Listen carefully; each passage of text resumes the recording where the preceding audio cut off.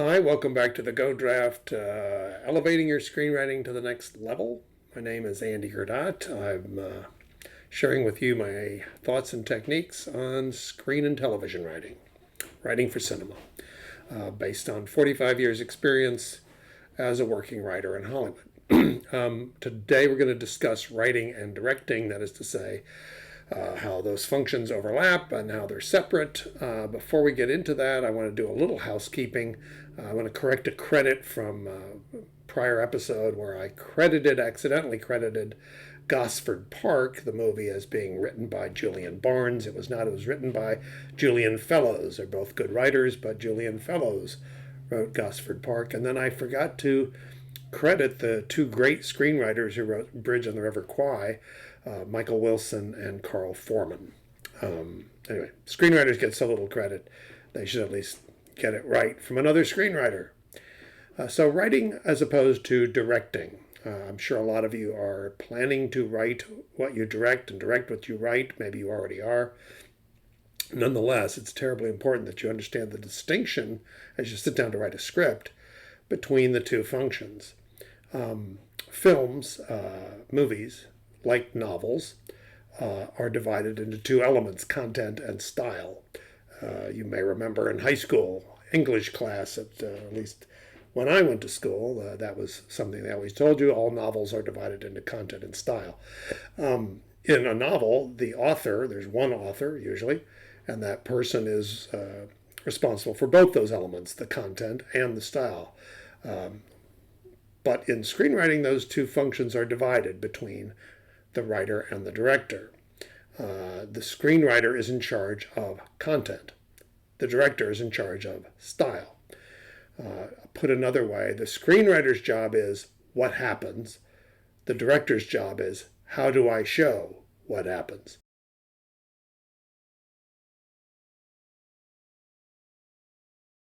So, you need to know as you sit down to write your script, what is it that I'm supposed to write? What is my responsibility as a screenwriter as compared to the director's responsibility?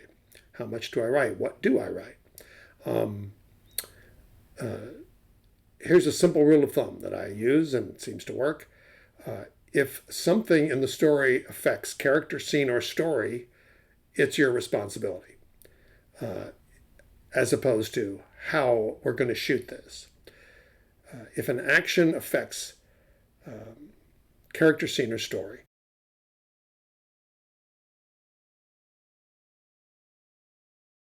now, for example, if you're writing a scene, a dialogue scene in an apartment, and at one point the character in the script is indicated he stands up and crosses to the window. Now, if it's important to the story that he crosses to the window, he looks out and sees, the two bad guys are waiting for him to come out of the building, and it therefore is going to change the dynamic of the scene and presumably of the story.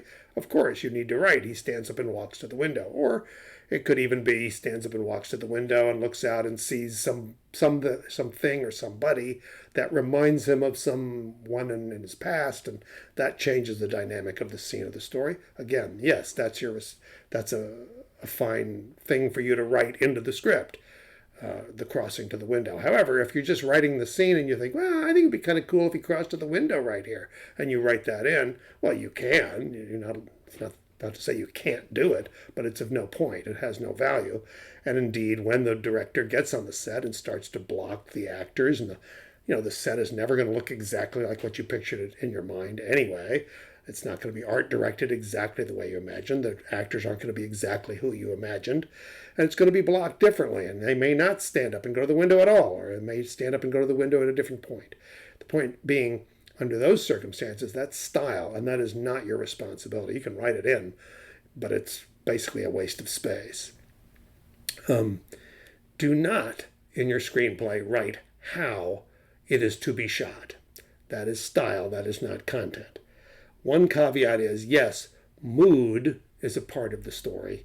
And yes, if you're writing a scary story and you want to add certain elements briefly and use your choice of words that create a spooky mood, of course, that would be part of your job. But even then, you want to keep it fairly limited and not go on too long about it. But by and large, if it has to do with how the thing is to be shot, it is not your responsibility and not your job. If indeed you do write extremely specific camera directions and sound directions, the one thing I can guarantee you, unless it goes to story, is the director will not do it. Whatever you're imagining, they will not do. And the reason they won't do it is because you told them to do it. You got into their kitchen, and they're going to tell you, get out of my kitchen. I'll decide where the camera goes, not you. I'll decide how to light the scene, not you. And in fact, the director knows more than you do, should know more than you do, about how to do that, where to put the camera, how to move the camera, when to move the camera, how to light the scene. That is not your responsibility. So if you write in a scene a low-angle shot pushing in on her backlit face as she gazes off into the distance, the one thing I can guarantee you is that you will never see that shot. The director will put the camera somewhere else and shoot it differently, if for no other reason than to show you, this is not your job, get out of my kitchen. And they're not wrong to do that, by the way. The same thing is true of the other departments as well. It's not just directing. I mean, if hair, makeup, music, if a hairstyle is important to the character and it helps to reveal character, or the way they're dressed helps to reveal character, absolutely. As we discussed when we were talking about how to write characters, yeah, you want to think in specifics that reveal character, that describe who that person is. However, if it's just, well, I always imagined they'd have this kind of hair, but it doesn't have anything to do with anything, doesn't reveal character, doesn't affect scene or story, then why bother writing it in? Why waste the space? I read scripts all the time where the screenwriter says, oh, so-and-so has blue eyes. And I'll say, well, what difference does it make? Well, they have blue eyes. How does that affect the story? Oh, it doesn't. I just imagined they had blue eyes. Well, if you get a really great actor with brown eyes, what does that mean? You're not going to cast them? That's ludicrous. Write the things that are important to the character, scene, and story.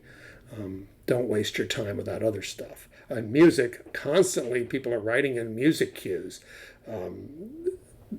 If your project gets made, there's going to be a music supervisor. The music supervisor's job is to do nothing but listen to music all day, every day, from all different sources that you never even heard of, and their job is to find the right music cue. It's almost certainly not going to be the one you just described. If a certain song or music cue is important to the story, that is to say, if it's source music, this character always listens to this song, or this song reveals their character, or is a clue in the story somehow, then of course you should describe the specific song, and maybe they'll get it and maybe they won't. But just to be writing in song cues, it's a waste of everyone's time.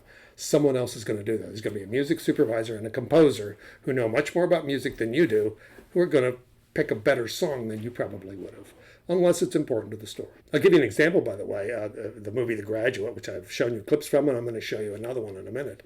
The movie The Graduate was originally was written for an actor who was supposed to be a very gentile, white-bread, all-American boy type.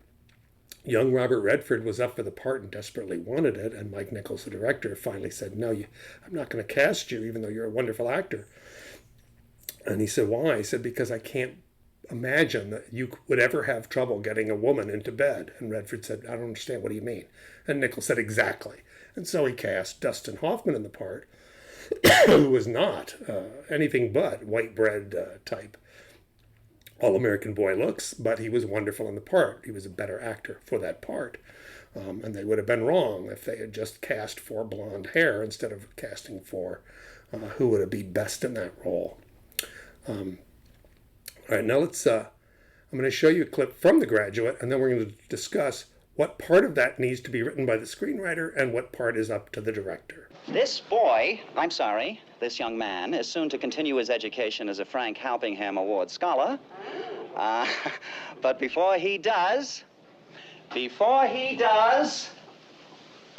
disappointing them, Ben. You're disappointing them. Dad, can you listen? I'll give you 10 seconds. He is going to give us a practical demonstration of what I feel safe in saying is a pretty exciting birthday present. And it better work, or I'm out over $200. Okay, then, let's hear it now for Benjamin Braddock! Yay! Come on, Benji! Come on, Benji! Let's hear it now! Attaboy! Now, folks, this This remarkable young man is going to perform for you some spectacular and amazing feats of daring in water that is over 6 feet deep.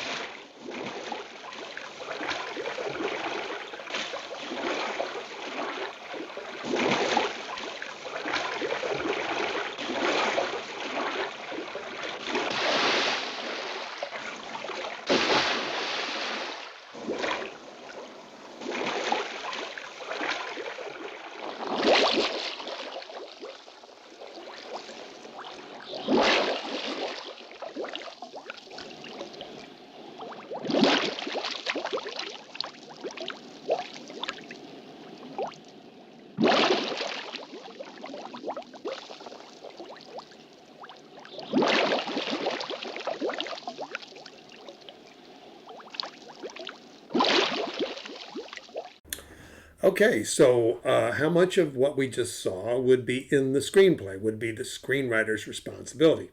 Well, we would start with exterior pool or exterior backyard day, right? Okay, and the father character is talking into the house, and Benjamin, his son, responds to him, and we hear his voice saying some dialogue, Dad, can we talk, whatever it is.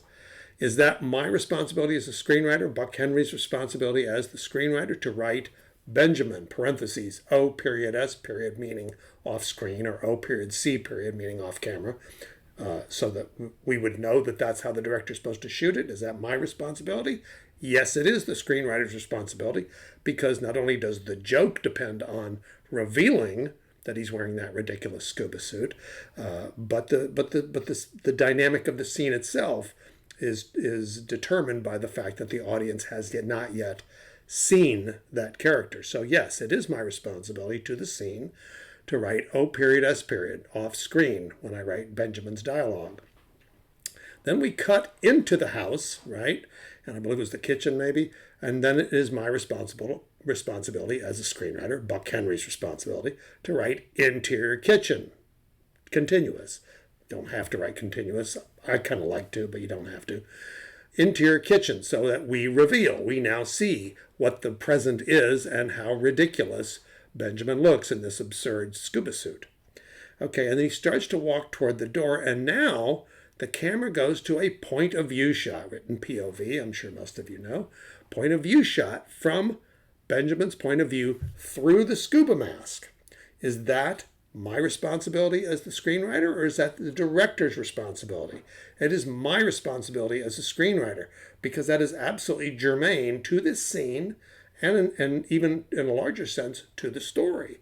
To know that Benjamin cannot hear his mother and father and family friends as they're all yelling instructions to him. He's isolated.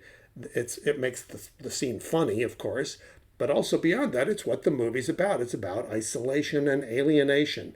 It's about a young man, as most young people do when they are in adolescence, who feel disconnected from their family, their mother and father and family friends.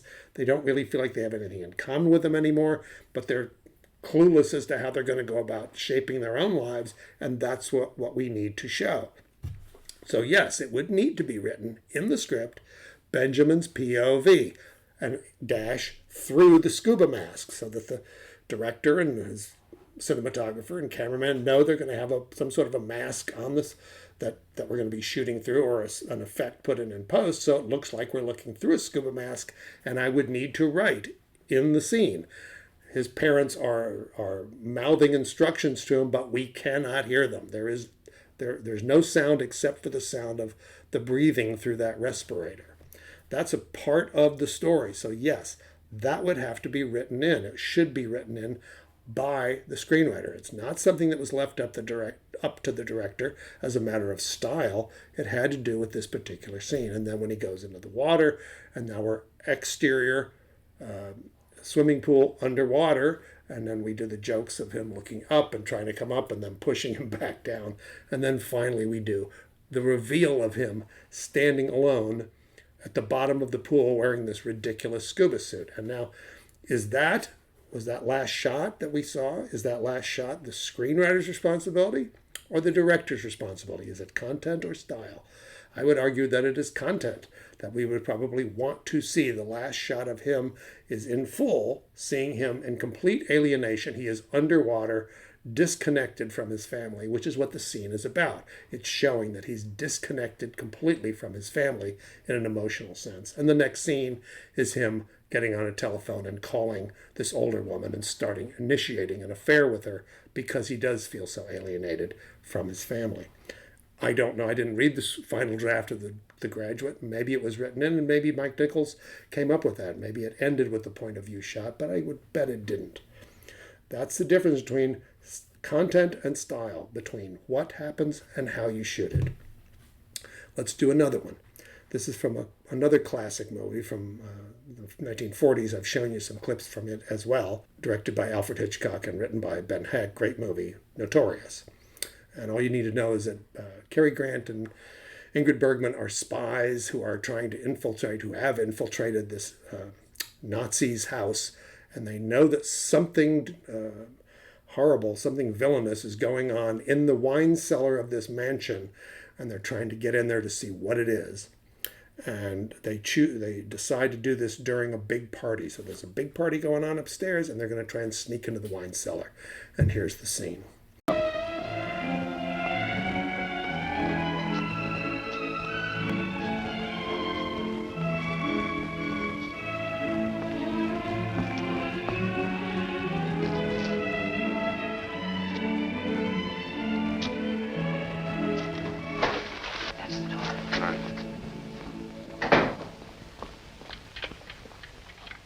I'll keep the garden door open and I'll tell you if anything happens.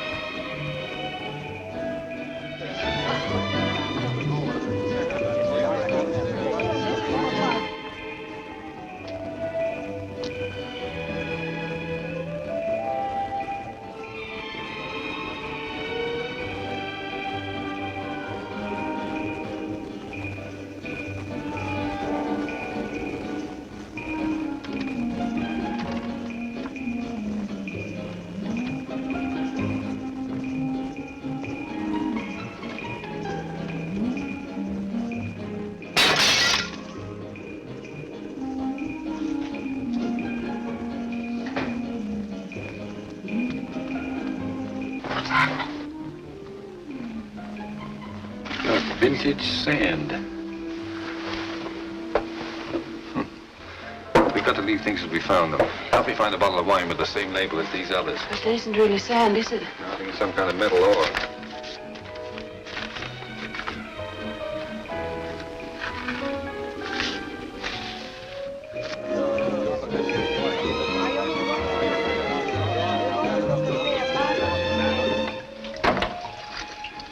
This is a bit weird. I'm terrified. I did pretend you were a janitor. Janitors are never terrified. I have a feeling we're very slow. Oh, we're on schedule. Take it easy. I keep hearing someone coming. Oh, that'll be nice. I think if he comes down with Joseph. It's unfortunate.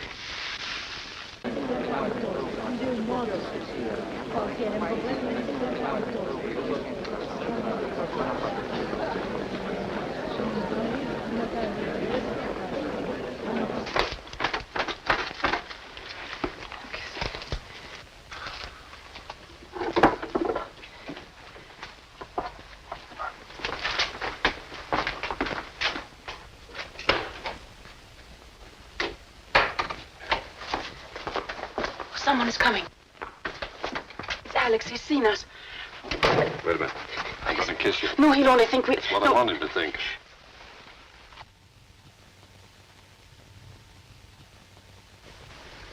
You'd better stay upstairs, Joseph. They may need you. Yes, sir.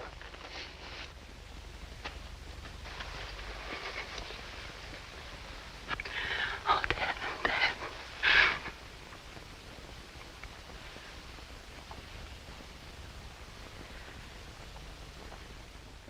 Okay, now the scene I just showed you opened with Cary Grant, his character's name is Devlin, pacing back and forth in the garden outside of the door that's going to lead to the wine cellar.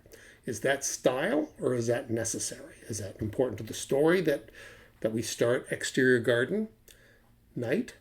Not really, because it doesn't really matter to the story whether we see him outside or whether the camera could have started inside and we see Ingrid Bergman go up and open the door and he comes into the shot. It could have started that way. So that was a stylistic choice by Hitchcock. It's not necessary to the story. Then we go interior corridor. Let's call it a corridor. It's outside the basement corridor, right? And they open the wine cellar door and they both go in. She stays outside. He goes into the wine cellar. Interior wine cellar. He starts to poke around. She goes into the corridor to look out the window to see if anybody's coming. Okay, so now there's some tension, and then we cut upstairs, interior ballroom, let's call it, and we see the wine steward or the waiter serving champagne, and he looks down and he sees only a certain number of champagne bottles are left in the cooler. And this is Hecht and Hitchcock doing a brilliant job of creating what we call a ticking clock, which is suspense, a sense of the clock is ticking. They'd better hurry. If they don't figure out what's going on in the wine cellar before that champagne runs out, the butler and the master of the house, the Nazi, are going to have to go down and get more, and they'll be revealed. Okay, so they've set that up. So that's a interior ballroom. We see that. We come back to the wine cellar, finish out the discovery of the uranium sand in the wine bottles, and then they go out, and they're now interior corridor, and now they look out and they see, as they're leaving, they see the husband and the butler coming downstairs, and they see them just as they go out the door. Now, is it my responsibility as a screenwriter to write exterior garden as they go out and close the door behind them? Yes, it is. Why? Because it's story. It's no longer style. It's now story. We have to know that when he pulls her close and says, "I'm going to kiss you," oh no, he'll think that's what I want him to think. He wants the Nazi to think that they're having an affair as opposed to think they were just in the wine cellar finding his hidden uranium. It's important that that door be closed and that they be on opposite sides of it and that we see the Nazi moving toward them as they're outside. So now it's important that it's exterior garden continuous. That's my responsibility as the screenwriter. Ben Hecht's responsibility as a screenwriter to place the camera outside. Let's go to another one. This is another Hitchcock movie. This one written by Joseph Stefano, Psycho.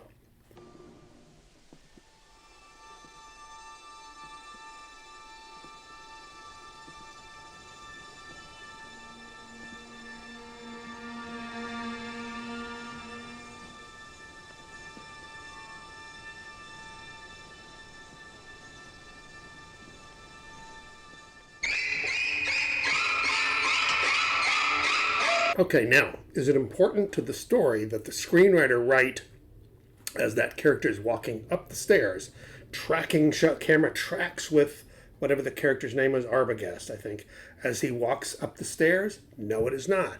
That's a style choice by Hitchcock. He could have put the camera below him and shot a low angle shot. He could have done all kinds of things. He chose to do that. That's style. Then he gets to the top of the stairs. We see the bedroom door open, and then we cut to an extreme high-angle shot looking straight down as Mrs. Bates, we assume, comes out of the bedroom with a knife and stabs him. Okay, is that story? Is that my responsibility as a screenwriter, or is that just style? Did Hitchcock just shoot it that way because it looked cool, or did it have to do with story? In that case, it had to do with story. Why? Because we don't want to see who really is stabbing him, because that would give away the big twist ending of the movie. So in that case, the screenwriter might very well have written in high angle shot looking straight down as Mrs. Bates comes out of the bedroom and stabs Arbogast at the top of the stairs. However, it also could have been written Arbogast reaches the top of the stairs, the bedroom door opens, Mrs. Bates comes out of the bedroom with a knife and stabs him, and then in the stage directions, in the action description, but we do not see her face. And then Hitchcock or some other director might have decided to shoot it from the behind that character, or behind the door, or in some other way have disguised who Mrs. Bates truly is. But the point is, that goes to story. That camera direction, whichever one you, Stefano, or you, were you writing such a movie, the camera direction you choose would be important to story, and therefore necessary. Now look at this scene and tell me how much of it the screenwriter needs to write. Good job. Yeah. You didn't like it? Thought it was fine. I thought it was a hell of a lot better than fine. It was good. It's outstanding. You blew the D section. Tell me, they're still in the feed hearing. Yeah, I said it was fine. Sam, nice going. Thank you. Tell him. Why? Because Sam wrote 2.5 paragraphs and I wrote 37 pages. Still? You blew the D section. I thought it was inspired. Why do you keep saying stuff like that to me? Just to watch your face turn that color. Hey, your little fan club was out in full force tonight. Well, they like me in my tux. Do you think I have an unusually large neck? What the hell? I'm just asking, because one of the... Stop talking. What's up? I want you to look calm while I'm telling you this. Tell me what? We lost 5. What do you mean? 802. 5 votes jumped the fence. Are you kidding me? Nice job looking calm. Are you kidding me? Leo just got off the phone with a whip. Last nose count, we're 5 votes down. What the hell happened? We don't know. Give me names. We're finding out. So the answer to my question is none of it needs to be described in the screenplay, or in this case a teleplay. It's from The West Wing. None of it needs to be described except the dialogue and the fact that the characters are walking, I guess. What they're saying doesn't have anything to do with whether they're saying it in a hallway or in a stairwell or in a kitchen or wherever. They could all be sitting around a table saying these same words. It doesn't have anything to do with the fact where they are and where they're going. It doesn't affect story or scene in any way. This technique, which is called the walk and talk shot, was perfected by West Wing and the house director, Thomas Schlamme. Because so much of it was dialogue and so much of it was stuck in offices, he came up with this technique, or advanced this technique. He's not the first one to do it, but of having the characters up on their feet, walking and moving as if, presumably to go to somewhere. I don't know where they're going, just so that they would be more movement and visuality to the episodes. And it was a smart decision. But in terms of the screenwriter, doesn't really matter where they are. You could just write interior hallway, they're walking, or even for that matter, it may have been written interior ballroom, they're sitting around a table talking. Doesn't really matter to the story. You want to work as a screenwriter, as a writer, you want to work as closely with the director as possible. You want to become one unit so that you can create together one whole piece of work. If the screenwriter and the director are not on the same page, the chances are the film will stink. You want to have as close to a symbiotic relationship as possible, which is not the same as saying you have to like each other, but you do have to be professional and respect each other's work. We'll get into more of that in a bit.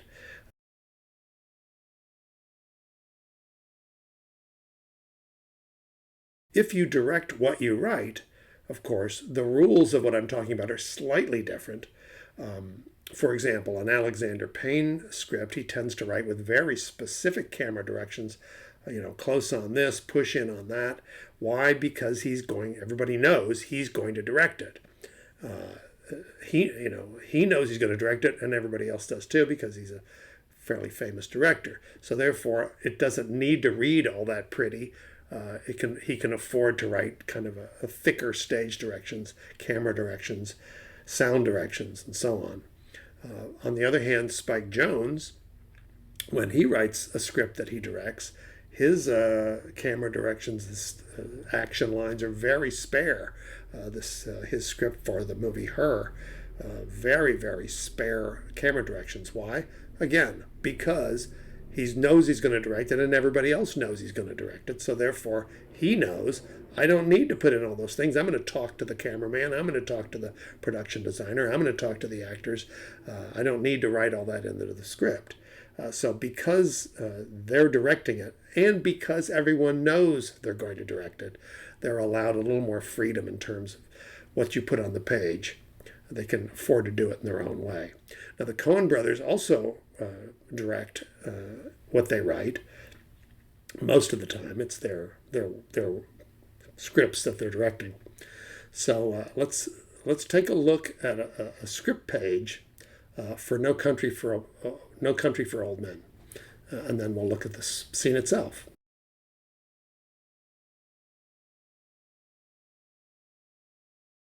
Okay, now let's see how that same scene on the page compares to the way they shot it, their own words, in the actual film.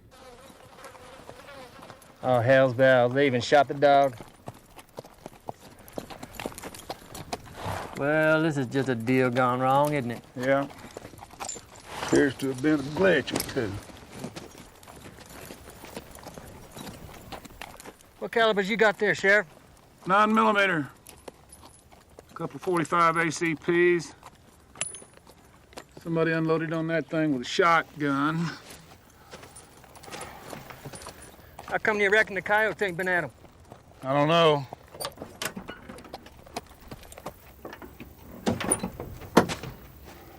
Supposedly a coyote won't eat a Mexican. These boys appear to be managerial. Now you'll notice, and you can go back if you want and look at the script page again if it's instructive. You'll notice that it's mostly the same, but the character of Wendell, the deputy, in the actual filmed scene doesn't dismount. In the scripted scene, they indicated they both get off their horses together, and most of that dialogue takes place with them both on the ground. They chose, technically, Joel Coen is the director, Ethan Coen is the producer, and they both write the scripts most of the time. But for all practical purposes, the two of them are doing all the major functions, creative functions. They chose, for some reason, to keep one of the characters on his horse. I don't know why. They probably thought, maybe they thought it just looked cooler to have one character constantly circling the action on horseback. They may have thought it helped to make Tommy Lee Jones's character stand out a little bit more if we have him down on the ground so we're closer on him. Maybe that was their reasoning. They also chose to put in a shot of the dead dog lying in the sun, a fairly close shot of it, a tracking shot.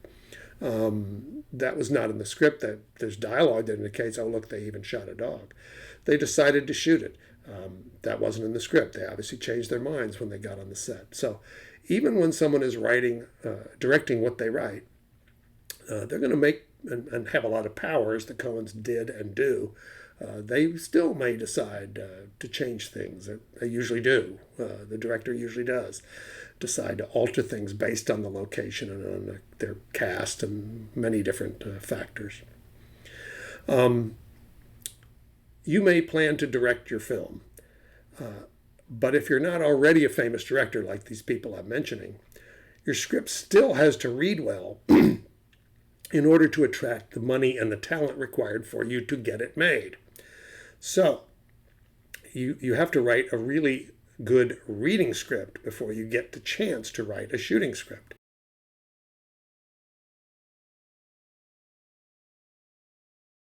That shooting script can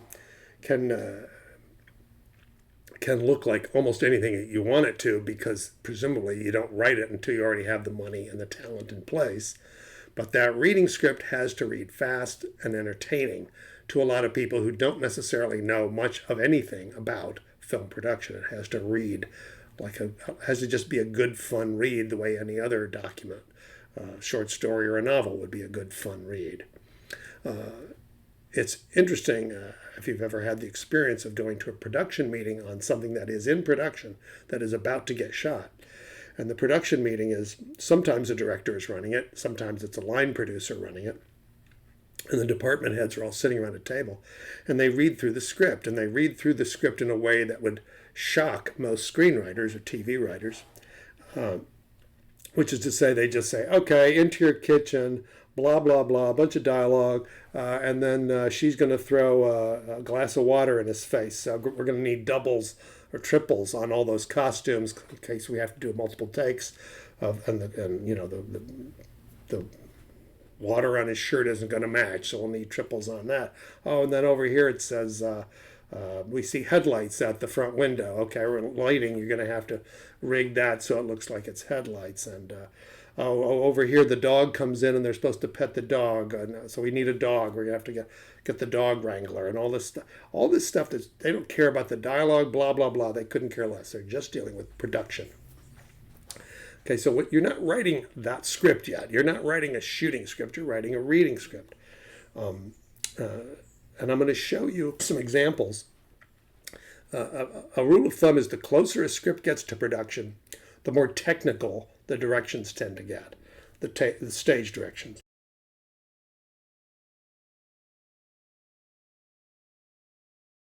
So I'm going to show you, here's a script page from North by Northwest, which was made, I think, in 1958 or 59. And it's a studio movie. And so you'll see how it looks a little different from what most scripts look like now.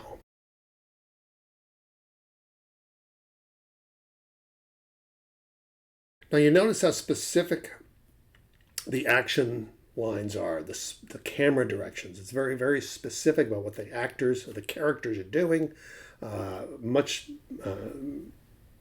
more technical, specific description.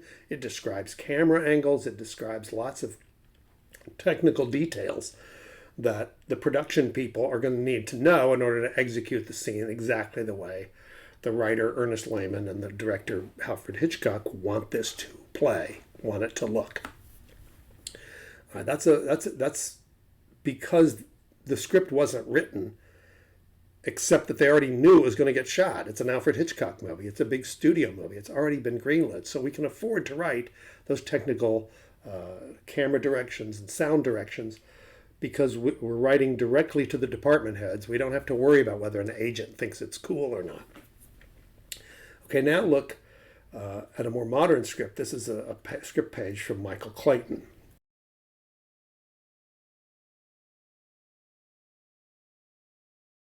Now you'll notice how Tony Gilroy, like most modern screenwriters, often doesn't even bother to use complete sentences. He's writing it as briefly as possible. Why? Because, as we talked about, white space is your friend in a reading script. You want it to read fast, and so he's just putting down the bare minimum to get the concept across of what is happening on screen. That's a modern script, a modern reading script. One rule of thumb that I have used, and I think a lot of other writers do it too, is this. When you do a paragraph break in your script, that is, right, you double space and you go to a new paragraph, that is in essence telling the reader subliminally that's a new shot. So when you're picturing a scene in your head and you're imagining, she would walk, this would happen, and then we'd probably cut to this other character looking on or whatever, entering or exiting, make that a paragraph break, because instinctively that will make the reader think it's a new shot, and it'll make the director think it's a new shot. In the end, it may or may not be, but it helps with the read. It's sort of the unwritten rule of thumb, I suppose.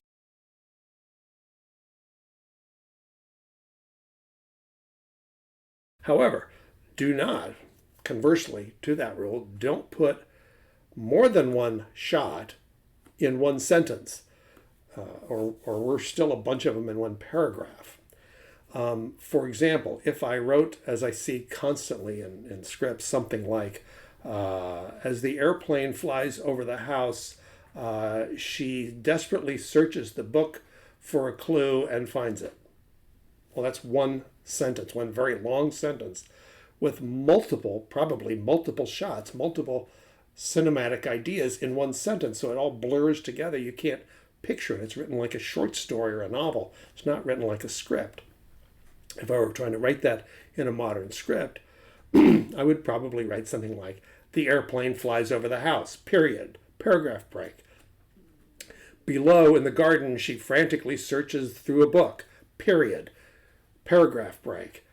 In the book, she discovers the secret clue, Stockholm, exclamation point. If I were writing it in an old-fashioned studio movie, like the North by Northwest, I'd break that down into camera directions, and it would be, a low-angle shot of the airplane flying over the house, medium shot on the woman as she frantically searches a book, insert or close shot of the book as she sees the word Stockholm. But in a modern script, we would just break it into sentences and paragraphs.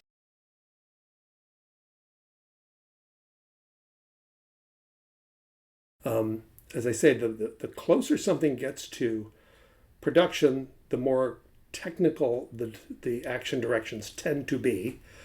When I have written cartoons, especially when I'm on staff writing a cartoon series, I know what I'm writing is going to get produced.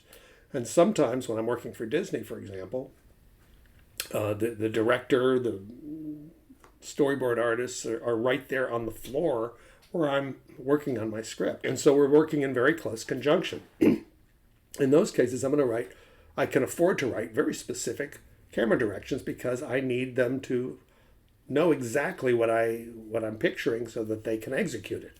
And when I'm not working in that environment, when I'm doing a freelance episode, or if the production entity is in another city or even another country, I'm going to need to also write very specific camera directions and action directions because I'm never going to meet that director. I'm never going to meet the storyboard artist.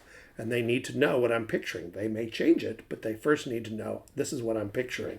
This is what you need to get down on paper first, and then, metaphorical paper. They're doing it all on drawing, computerized drawing boards.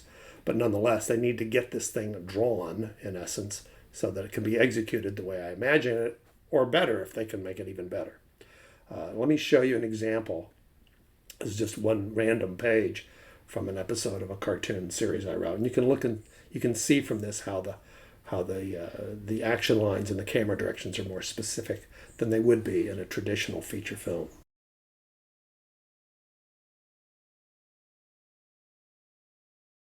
Now you'll notice in that page of animation writing, the camera directions are quite specific. In animation, the hierarchy is there's an executive producer who often is an animator, him or herself, who's in charge of everything. Sometimes it's a writer, but often it's a director. Then you have a supervising director who's the person who's in charge of all the other directors of the other episodes of this particular cartoon series. Then you have the episode director who's going to direct that one particular episode. And then you have a storyboard artist who actually does a lot of what we consider to be directing, which is figuring out where the metaphorical camera is going to be and what the timing is going to be and what direction the characters are going to enter and exit, and is writing that all out in storyboards. So there's a whole lot of people involved in this, and most of the time I never meet any of them, again, unless I'm on a staff show like at Disney where the entire production crew is together on a floor. Most of the time I never meet them. So they have to be able to read that page and all the other pages and figure out quickly what is intended and how they're going to execute that. And they have to do it on a very tight schedule. When you're talking about a cartoon series, a typical season of a cartoon series is 26 episodes, 26 half hours. Most of them, each half hour consists of 2 separate stories, which means 52 stories that have to be knocked out really fast. So everybody's got to be moving fast and they've got to be on schedule. And so those stage directions, camera directions, and so on are critical to sort of shorthanding the process as much as possible and getting a producible episode done as quickly as possible. Now, if you're planning to direct what you write, if you are the director, bear this in mind, that a director has to have a slightly different mindset as a writer, or writers can also have these qualities, but a director must have them. And the first is that they have to love logistical complexity. I was at a dinner party a while ago, and there was a director there. We're chatting. He wasn't a famous director. He's just not a TV guy, but competent, old pro. And he was describing a particularly rough day he'd had on some recent production where they were supposed to shoot in some suburban area at a house, and they get all the production trucks and everybody's there, and then they discovered for some reason they couldn't use the house, the location they thought they had booked, and so he had to frantically scramble trying to find something he could shoot so he wouldn't lose an entire day while they're frantically trying to find another house and move all those trucks and so on. And I said, "Oh my God, that sounds horrible." And he said with a big smile, "Oh my God, it was great. I loved it. It was the best day ever." He actually liked that stuff, and I realized at that moment, while I enjoy much of the skill set required of a director, that part I don't enjoy, and it does not appeal to me. But that's part of what you need to do. You have to be able to make a lot of decisions and juggle a lot of balls really fast. You have to love tech, or at least have a working knowledge of many different kinds of technical things so that you can speak to your department heads about lenses and about cameras and about lighting and about sound and so on. So you at least have to have a working knowledge, which means you have to be comfortable around tech. When you're a writer, you don't. You have to love people, which is not necessarily to say you have to like people. It just means you have to love being around people. You have to like, or at least love, have an affection for the process of reading people's faces and reading their tones and understanding psychology. And then lastly, you have to be manipulative. And that's probably the most important quality that any director needs. And I don't mean that in as negative a way as it sounds. By manipulative, I mean that's the job. What a director has to do is try to manipulate 20, 40, 80, 100 people into working together and executing the vision that he, she, and the screenwriter have. You have to manipulate performances out of actors. One actor might need to be, treated gently and cuddled and told how great they are, even if they're not, and they're very insecure, so they need to be pumped up. Another actor might be totally professional and completely prepared, and you just want to stay out of their way. Another actor might be kind of lazy and need occasionally for somebody to snap at them and tell them, "Hey, get back in the game, buddy, or I'll replace you." Oh, okay. You have to learn how to read those actors and manipulate them appropriately. You have to manipulate the money out of their investors. You're probably going to run short of money, and the director needs to get another $500,000. You got to tell them whatever they need to hear in order to get that money.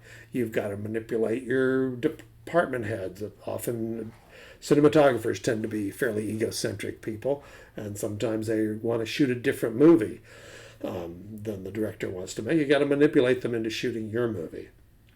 And of course, you have to manipulate writers, us. And one of the ways that directors manipulate writers is, if they're any good at all, they have multiple projects going on at the same time, and they're talking to multiple writers. So they're talking to you. You're going to a meeting with this big director, and wow, this is great. He told me how much he loved my project and can't wait to make it his next movie. Isn't this wonderful? You leave their office and go off to do a free rewrite for them. And as soon as you've left, they pick up the phone or whatever and bring in the next writer that they're working with and tell them, "Oh, I just love your story and I want this as the next movie I'm going to make." And then out of the 3, 4, 5, 10 writers that they're working with, depending on how hot and desirable they are, out of those many different writers and their projects, whichever one of them gets the green light first, that's the one they take, and the rest of them can go pound sand. I worked years ago with a director named Richard Franklin, an Australian director who had a successful movie called Road Games, and he had directed the sequel to Psycho 2, which was made money and was fairly well regarded. So he was kind of hot, not super hot, but doing pretty well. And we were very close, working on a project together, a screenplay I'd written, and I was taking his notes, and we were working on it to try to shape it into the kind of movie he particularly wanted to make. And I liked him. I had him at my house. We had dinner together.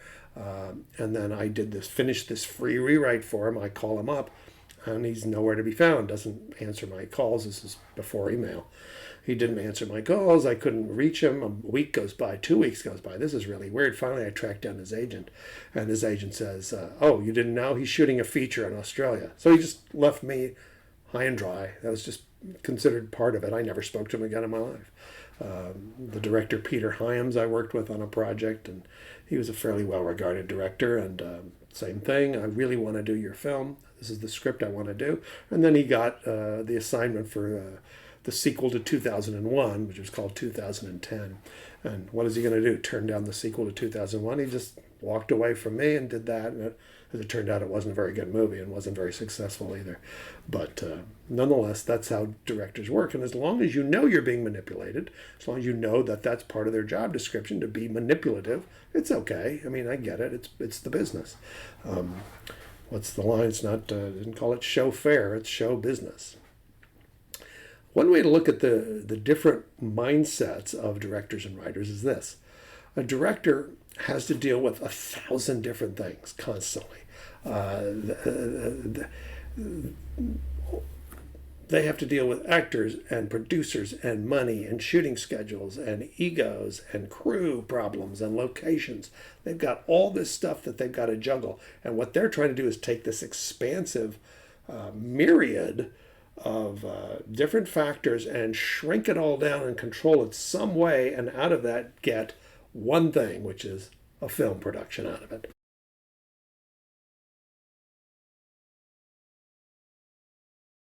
Now, writers, on the other hand, we start with something very, very small. Not even a story. We start with the of a story, the glimmer of a story, the one little spark of a story, and from that we expand and expand and expand until we turn into a story, and then ultimately into a screenplay. And then that screenplay then becomes actors and crew and shooting schedules and productions and locations and all the complexities that the director now has to deal with.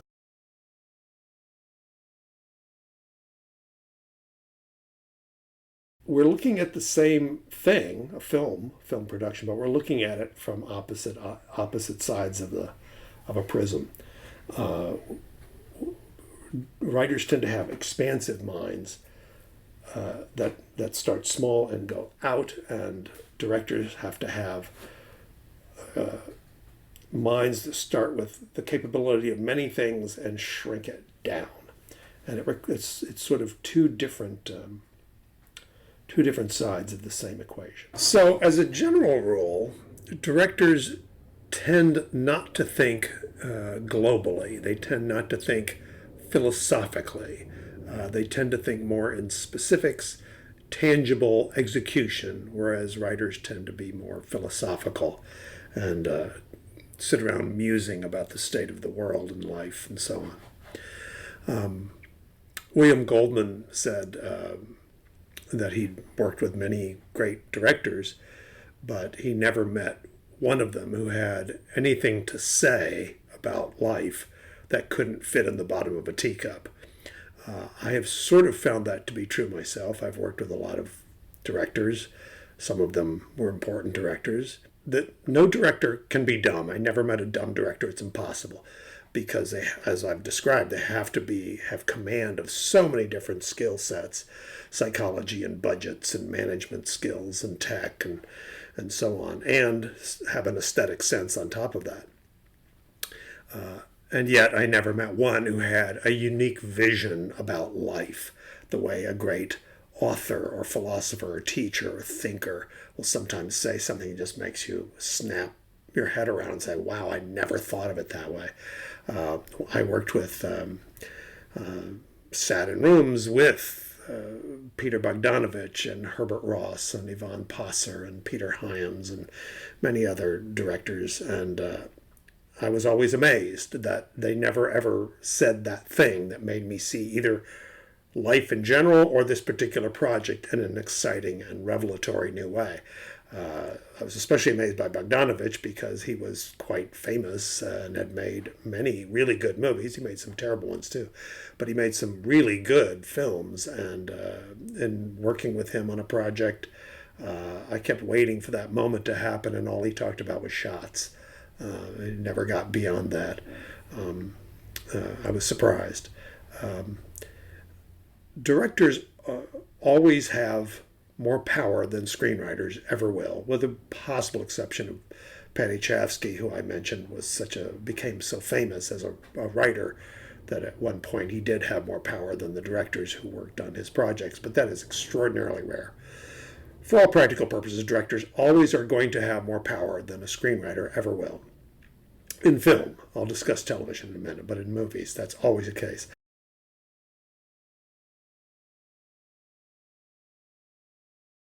When I first came out here, I was taking some filmmaking classes, and I took one from a man named Tony Bill, who was a movie star in the 60s and then became a producer. He produced The Sting, among other things, and then later became a director. And anyway, he knew the film business inside and out. And he was talking to a room full of, I don't know, it was a seminar, probably 100 wannabe screenwriters. And he said, look, guys, here's how it works. And he was speaking as a producer. You look at it this way: it's like a railroad. You guys, the screenwriters, build the trains and lay the tracks, and the director's the engineer. Now, which job is more important? Well, obviously, it seems like building the train and laying the tracks is more important than the guy who runs the locomotive. But I can fire you guys anytime I want and bring in another guy to finish designing the train and finish laying the tracks. But if I fire the engineer, the train's just going to crash. So directors always have more power because they are hired. Once they're hired, at the point where a director is hired, the clock is ticking and the money clock is ticking. People are getting hired, locations are getting booked, money is starting to flow. And so once that director is hired, that director, for all practical purposes, cannot be fired without it incurring an enormous expense to the production. I had a movie made years ago, and there was a scene in an office, and I was on the set almost all the time. And I had a good relationship with the director and with the producer. And, what we would do if there was a break while we were waiting for one location, one set to get lit, if it was possible, we would go visit the next location, which if it was close enough, and walk it and figure out, what if anything the director wanted. Did he want anything special brought in, any specific kind of lighting, whatever. And in this case, it was an office, and he said, and he was a Czech fellow, Ivan Passer, and he said, yes, I think it would be interesting if we had pigeons on the windowsills so that when they're talking, perhaps he might play with the pigeons. And the line producer went bananas. Pigeons? We're supposed to shoot this tomorrow. I got to get a pigeon wrangler in here. That's going to cost me a lot of money. We don't have time for that. We cannot do it. And Ivan said, there will be pigeons tomorrow or we will not shoot. And there were pigeons the next day. Now, if I, the screenwriter, had said, wouldn't it be cool if there were pigeons on the windowsill? Everybody would look at me like crazy, and they'd probably throw me off the set. Nobody cares what I think, because I can get fired and the production still moves forward. I've already written the script.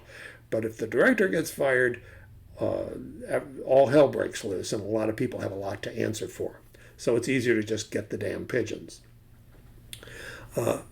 Directors, you will discover, have to make the story their own in order to tell it, because they're going to be living with this thing for months or probably even years when you're talking about pre-production, production, post-production. And for them to go through all they're going through, they have to feel like it's theirs, even though it's yours. You came up with it. You did the heavy lifting. They have to feel like they wrote it, even though they didn't. They have to feel like they created it. They may never actually say, I wrote it, but they have to feel like it's their creation.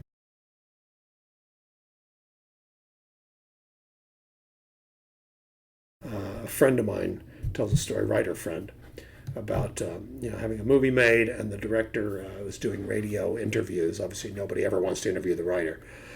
But the director's doing interviews, and the fawning interviewer says, oh my God, that opening shot was just extraordinary. How did you ever come up with it? And the director said, well, this is a movie. It's a story about the coldness of the universe, the isolation, and it's a cold, heartless place. And I just thought, what could possibly be a more powerful way to show that right off the bat than a long, slow, panning shot across this icy, barren wasteland?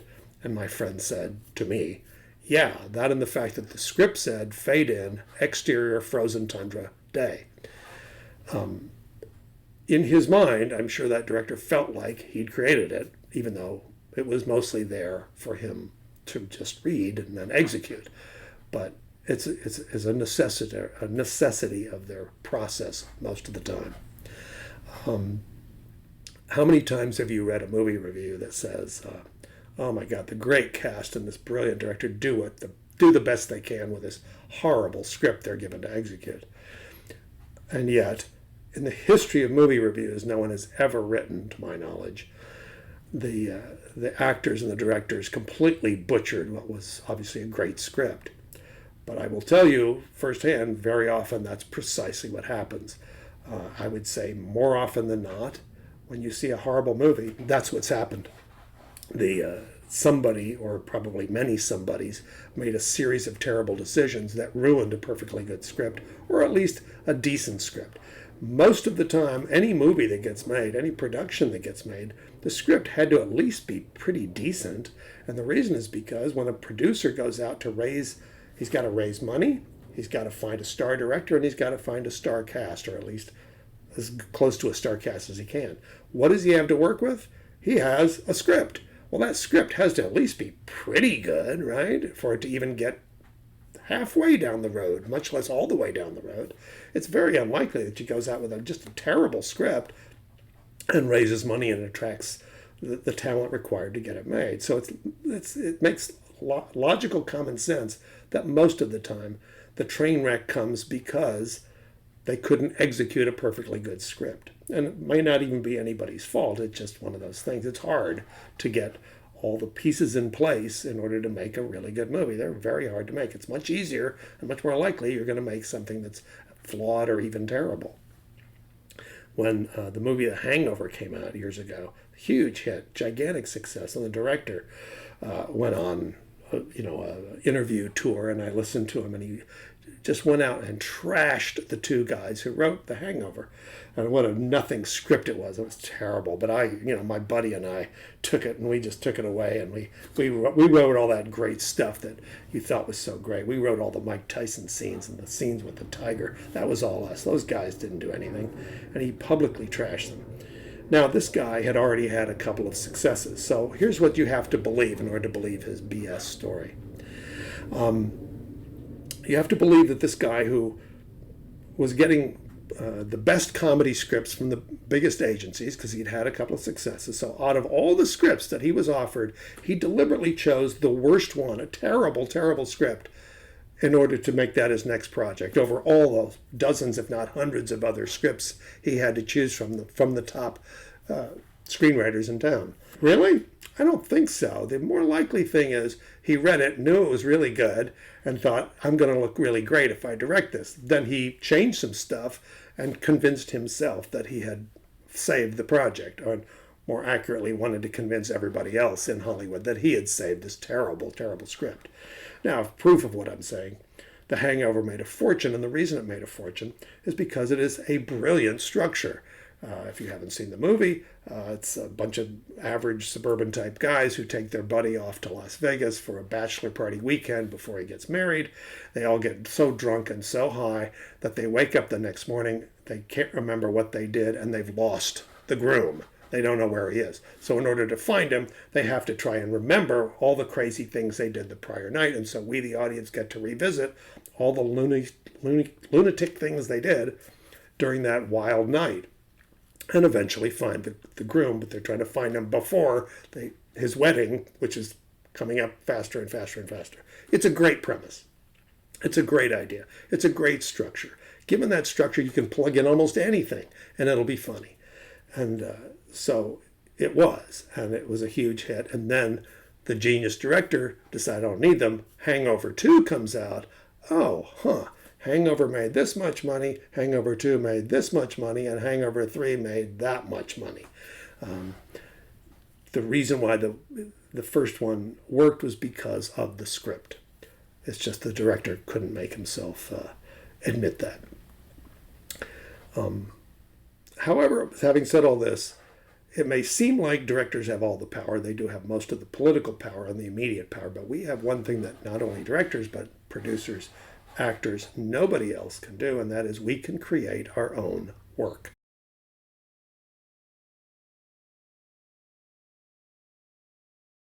We can write a script from scratch and make something that is potentially going to make us a lot of money. An actor can't act until they get a script. A director can't direct until they get a script. Nobody can do it. A producer can't produce until they get a script. We can create our own work. It's a huge advantage, and one we should take advantage of. Let me give you some thoughts about, back to writing and directing, and the distinctions of if you are allowed on the set, and you are not necessarily allowed on the set. There's no law that says the writer has to be on the set. It's always a great idea if the writer and the director and the producer all are in sync. It's a great idea if you can be on the set, because things do come up that a writer can help to fix. Actors have a problem with a line, or you can pitch a new one, and so on. A story point needs clarification. If the writer's there, it's very helpful. If you are on the set, there are some rules that you need to follow. And the first one is this: the writer must always defer to the director on set. Yes, you built the ship. I'm going to take the train metaphor and turn it into a nautical one. Yes, you built the ship. You're the shipbuilder. But the director is the captain. And like any other ship, if people don't follow the captain's orders, all that's going to happen is you're going to have a shipwreck. And so even if you don't like the captain, even if you don't approve of the captain, even if you would do things differently than the captain does, you need to say, yes, sir. You don't have to say yes, sir, but you have to be amenable. And you never want to undercut your director, your captain. Your best chance of having a good film is to be on the director's side. So the writer must always defer to the director on set.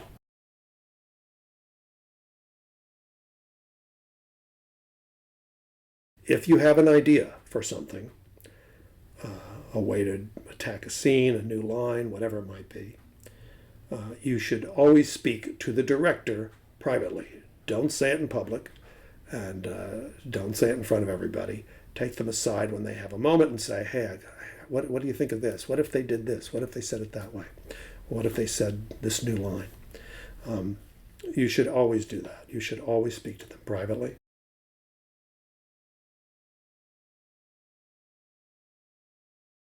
However, you should only speak to the director or anybody else about an idea you have if there's time to execute it, and if it's for an upcoming scene. It doesn't do them any good if you say, you know, that scene we shot yesterday, it really would have been better if we'd used a horse instead of a cow. Oh, well, we're not going to go back and reshoot it, so that's a stupid idea. Keep it to yourself. If it's not helpful, don't do it. I had a movie made, and I had written in the script a shot where the detective finds a missing car, and I thought it would be cool if it was in a huge parking lot, like a Costco parking lot, and it's early morning, so it's before there's any customers or employees, and we just see this one car in the corner of the parking lot. Well, that would be a really awesome visual. And when I get to the set, I realized they weren't going to do that. They just had the car parked in like a little tiny parking lot, so it didn't look like anything. Now, I wanted to say, gee, don't you think it would look better if this was in a big parking lot? It would look kind of creepy and spooky, this one car in the middle of this expansive parking lot. But I knew they weren't going to shut down production, go find a new location, and just in order to just shoot this one shot. It wasn't that critical to the story, and so I kept my mouth shut. So you only want to give them ideas if it's something that's for an upcoming scene, something that can be executed without costing the production time and money.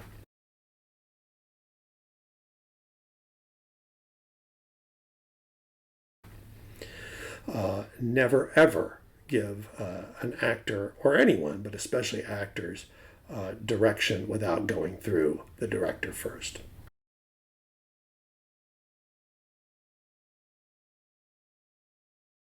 Nothing will get you thrown off a set faster if you go up privately to the actor and tell them how to do a line reading or some other point of character.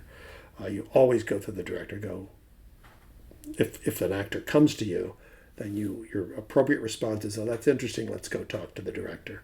Never say, "Yeah, that's good," or "That's terrible." And actors do tend to do that because what happens a lot of times, an actor will want to say a line or do some sort of business. They'll run it by the director. The director says no or just shrugs indifferently. And then if they see the writer, they'll go to the writer figuring, "Oh, I'll get the writer on my side and then I'll get to do what I want." And let the writer take the heat for that idea. So if an actor comes to you, you always go with them to the director. Don't give them direction on your own. And lastly, always bring something to do, because bring your laptop, bring your next script, have something else to work on. William Goldman said, "The most exciting day of your life is the first day you spend on a movie set. The dullest day of your life is the second day you spend on a movie set." And I have found that to be true. There is a lot of standing around. There is a lot of waiting. If you're going to be there, be prepared to work on something, preferably on your next script. Let me take a moment to discuss the difference between what movie directors do and TV directors, because it is a radically different thing. Yes, they're both directing actors. Yes, they're both deciding where to put the camera, how to light the set, and so on. But how to block the actors. But in television, that political power that the director has shifts to the showrunner, and that's the term that's used. You're not going to see it on the TV credits, showrunner. You're going to see executive producer, and there's usually, in this day and age, there's like 10 executive producers. Well, one of them is the actual showrunner. People involved in the production know who it is. Most of the people in Hollywood know who it is. People watching at home don't have any idea. That showrunner is the person who makes all the major creative decisions about everything, about every choice, about wardrobe, about casting, about the scripts, about performance, about everything. And that is usually a writer. Every once in a while, a director is also a showrunner, but most of the time in live action television, that showrunner is a writer. And there's a reason for it, because only a writer can keep alive all the many threads that need to be kept alive. Even if it's a limited series, it's only 8 episodes, that's 8 hours that they've got to keep track of and make sure everything tracks and coordinates between the episodes.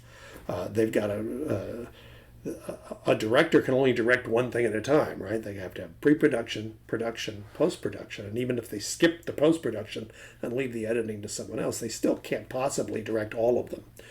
And so, unless it's a multi-camera show, which is a different animal, but if it's a single camera show, they can't do that.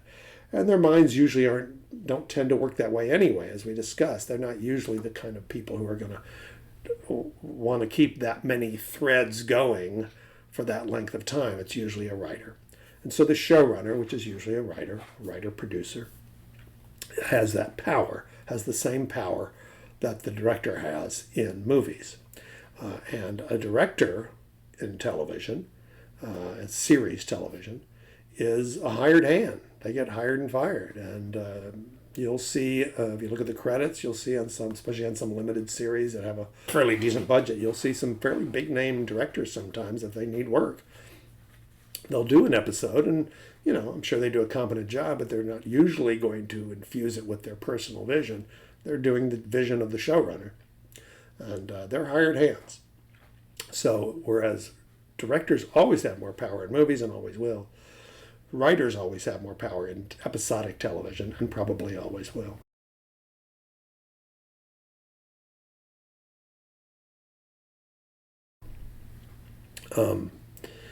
So that's something to bear in mind as well as you make your own career decisions. And having said all of this, I have to say I like almost all the directors I've worked with. I have rarely met any who I genuinely disliked. I tend to like them quite a bit. But then again, I'm easily manipulated. So next up, I'm going to talk more about the many distinctions between writing for movies and writing for television. Coming up next.